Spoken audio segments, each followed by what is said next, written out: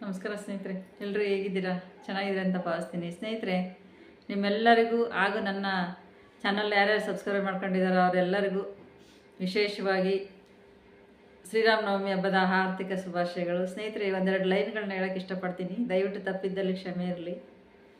ಕಷ್ಟಗಳ ಕೊಡಬೇಡ ಎನ್ನಲಾರೆ ರಾಮ, ಕಷ್ಟ ಸಹಿಸುವ ತಾಳ್ಮೆ ಕೊಡು ನನಗೆ ರಾಮ, ಕಷ್ಟ ಸಹಿಸುವ ತಾಳ್ಮೆ ಕೊಡು ನನಗೆ ರಾಮ. ರಘುರಾಮ ರಘುರಾಮ ರಘುರಾಮ ರಾಮ, ಇನ್ನಷ್ಟು ಬೇಕೆನ್ನ ಹೃದಯಕ್ಕೆ ರಾಮ, ನಿನ್ನಿಷ್ಟದಂತೆನ್ನ ಇಟ್ಟಿರುವೆ ರಾಮ. ರಾಮ ರಾಮ ರಾಮ ರಾಮ.